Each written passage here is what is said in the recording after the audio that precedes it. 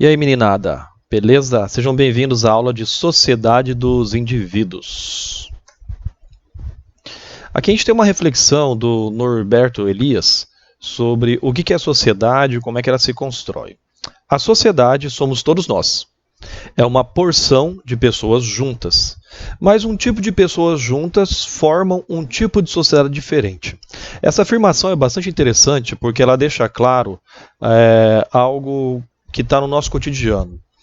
Dependendo das pessoas que nós juntamos, do tipo de pessoas que nós juntamos, da cultura das pessoas que nós juntamos, nós vamos ter com certeza modelos diferentes de sociedades. A gente pode pegar alguns exemplos. Se nós dermos uma olhada nessa imagem aqui, nós temos uma prática cultural da Índia. Então a gente tem uma sociedade indiana. São tipos de pessoas com história, vivência, organização, valores sociais bastante diferentes. Então fica bem claro que ela se diferencia, por exemplo, aqui de uma sociedade chinesa. Nós temos aqui um outro tipo de festividade, de tradição da China, e a gente poderia comparar, por exemplo, aqui com festividades, inclusive de Cuiabá, onde a gente tem aqui uma dança de siriri e cururu. Então, o que a gente percebe com a afirmação do Norberto Elias? Que dependendo da forma como se organizou cada sociedade, como as pessoas estão no interior dela, nós vamos ter tipos de sociedades diferentes. Então, os valores culturais, de certo e errado, do que deve e não deve ser feito, em cada uma das sociedades, ela vai se dar de forma diferente. E é uma construção, vale sempre lembrar, que é uma construção histórica, não é só uma construção social. Ela é uma construção que dialoga tanto com o tipo de pessoas e com a experiência histórica desses indivíduos. O Elias continua afirmando para a gente: os indivíduos podem possuir características humanas, como falar, pensar e amar. Só é possível trabalhar, estudar e divertir-se em uma sociedade que tenha história, cultura e educação, e não isoladamente. Então ele vem deixar claro para a gente, com essa afirmação, algo que é muito pontual. Ter o sentimento é típico do ser humano. Vivenciar o sentimento, vivenciar a questão do trabalho, do estudo, da diversão, do relacionamento, só é possível quando nós estamos agrupados.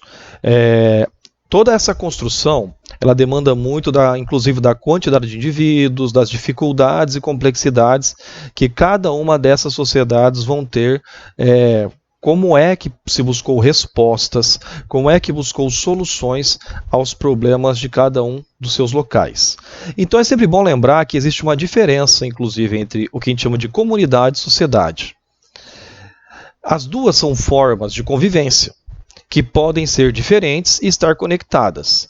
Então, comunidade e sociedade possuem características que a gente precisa tomar um pouco de cuidado na hora de observar elas. Por exemplo, a comunidade ela seria composta de relações de consanguinidade, são muito mais próximas, familiares, de coabitação territorial, com vizinhos, de afinidade espiritual, vinculada inclusive à religião, a valores sociais.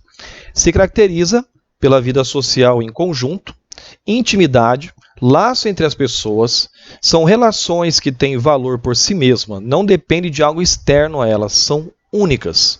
Tratam-se de relações duráveis, que persistem ao longo do tempo. Relações de parentesco, relações de amizade, relações de proximidade, vizinhança e etc. Então, quando nós começamos a pensar em comunidade, o tipo de contato, o tipo de convivência que nós encontramos é essa da proximidade, da semelhança, de um diálogo onde a própria construção da linguagem ela é muito próxima, quase não há diferença. E aí nós vamos dar uma olhada no que a gente afirma ser a sociedade. De acordo com o pensamento de Ferdinand de Tonís, está caracterizada por uma via de interdependências típicas da vida urbana moderna, destaque a isso, é a vida urbana moderna, caracterizadas por relações utilitaristas, de necessidade, de utilidade, sem uma ênfase nos vínculos por afinidade ou consanguinidade da comunidade. Aqui fica muito claro quando nós pensamos nas grandes cidades.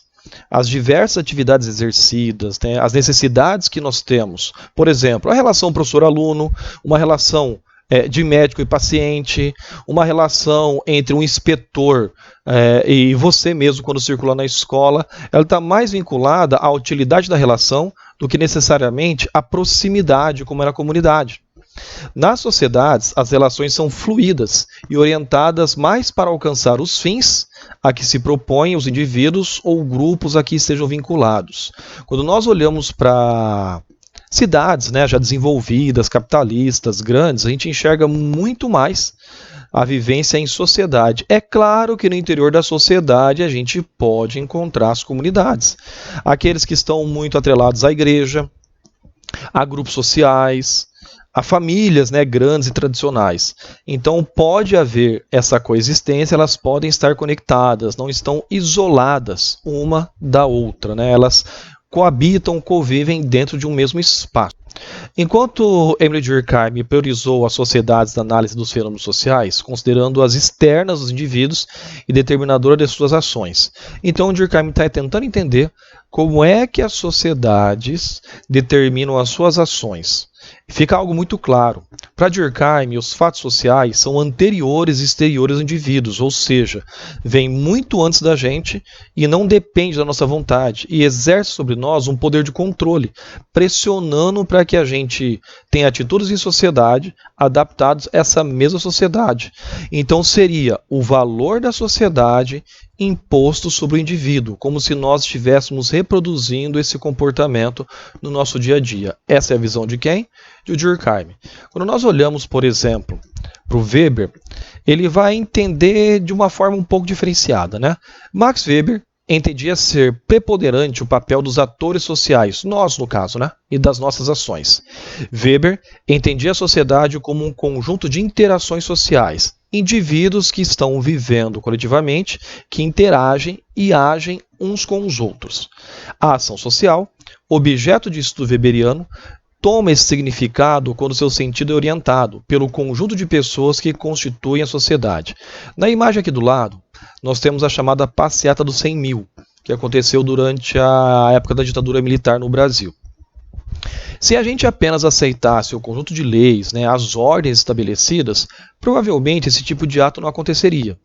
Então, o que o Weber enxerga? Que os indivíduos buscam, dentro da sociedade, também agir, buscam também transformar, buscam alterações no quadro das mesmas. Por isso que ele foca muito na ação social. Lembrando que dependendo do que a gente vai estudar, de como a gente vai estudar, eu uso mais o método do Durkheim do que o do Weber. Não tem certo e errado. Tem sim recorte, tem sim aquilo que eu quero enxergar, tem sim os resultados que eu quero obter. As interações humanas se dão por meio da vontade, que pode ser natural ou arbitrária. Arbitrária no sentido de regulada, né? Ter leis que estabelecem. Natural, como se fosse um comportamento que não precisa de uma lei escrita. A vontade natural está relacionada à autopreservação, à reprodução, né? À necessidade de ter filhos, de continuar a espécie, a alimentação, a busca, né, pelo tipo de alimento que são necessárias, as nossas necessidades orgânicas e não subjetivas, né, como segurança, busca de água, de proteção, de se esconder do frio, de se proteger do calor. A vontade arbitrária seria aquela mais artificial, ligada à racionalidade. Então, a ideia de vontade arbitrária nasce muito com sociedade. Como é que a gente se organiza em sociedade e como é que nós vamos dar respostas para as nossas necessidades? Se eu vivo num ambiente natural, por exemplo, pré-histórico, antes das civilizações, tem uma coisa interessante. A gente vai se esconder numa caverna, a gente vai se esconder embaixo de uma árvore.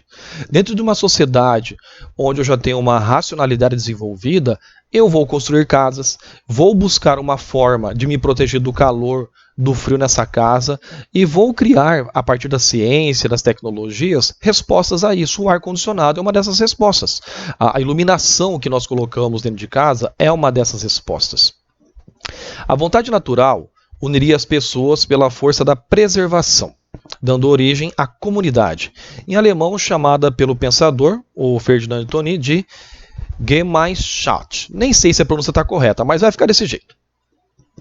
A sociedade, Gesellschaft, se daria pela passagem da vontade natural para a arbitrária, um processo de desenvolvimento social, que viria com o mercado e o crescimento das cidades. Ou seja, a gente não mais escolhe só coisas da natureza, a gente produz, planta, faz comércio, desenvolve o sistema econômico, a gente precisa organizar as sociedades. Então é algo muito mais complexo, muito mais difícil de ser organizado. É todo um processo de transformação que sai da vontade natural para a vontade arbitrária. E como é que a gente se organizou? Organizando as estruturas de poder. Quando nós pensamos na nossa proximidade, a gente sempre pensa assim: sou brasileiro, falo português, né? Como arroz com feijão, nós temos algumas músicas típicas, né, características do Brasil. Isso determina muito a ideia de nação. O que é a nação? É uma comunidade formada por um conjunto de pessoas que compartilham valores e culturas, né? As nossas práticas sociais cotidianas, né? Como a gente enxerga o certo e o errado, como a gente se relaciona, como nós convivemos. Isso é a nação, está muito ligado à ideia de comunidade de valores. Só que é preciso estabelecer o quê? Controle, né? A gente evoluiu, nós ganhamos números de pessoas, ficou mais difícil organizar esse número de pessoas, foi necessário haver então leis que pudessem impor aos indivíduos forma de comportamento, certo e errado, inclusive punir aqueles que se comportam de forma errada. Houve a necessidade da criação daquilo que nós chamamos de Estado. O que é o Estado, então? É uma instituição política que não é natural, nós criamos, né? A ideia de um país é uma criação coletiva, nasce de um contrato social. O que é um país? O país é um acordo entre as pessoas que vivem dentro de um território. Nós temos valores em comuns, estabelecemos um acordo, um contrato social, e a partir desse contrato social organizamos a estrutura de um Estado, que vai impor para nós leis, regras e um conjunto de obediência para um ordenamento social. Então essa instituição política ela exerce poder e exerce controle sobre as pessoas em um determinado território. Então a gente tem um recorte. O Brasil tem um conjunto de leis que não é necessariamente igual ao conjunto de leis, como, por exemplo, da Argentina, de uns Estados Unidos, da França. Ah, professor, mas a gente tem ali, né, influências em comum a partir das conquistas, do Renascimento, do Iluminismo, das revoluções, das transformações, né, do desenvolvimento, do capitalismo. Beleza, mas cada um dos países se organizou de forma independente. Atendendo, apesar de ter influência, obviamente, atendendo ao quê? Às suas necessidades específicas. A gente olha para as dificuldades do Brasil, para as nossas condições materiais, o que a gente tem na natureza, o que é possível tirar daqui, o que nós conseguimos produzir. O que nós não conseguimos produzir e precisamos comprar, nos organizamos. E a partir daí, começamos a impor também o quê? Um conjunto de leis e regras para a organização da nossa vida. Então, quando a gente pensa em Estado, a gente está pensando nesse sistema burocrático, complexo, grande, que organiza a nossa vida. Quando nós pensamos em cultura, nós pensamos em nação. Então isso fica muito claro quando nós olhamos, né, para essa diferença entre essas duas formas de olhar a organização em sociedade.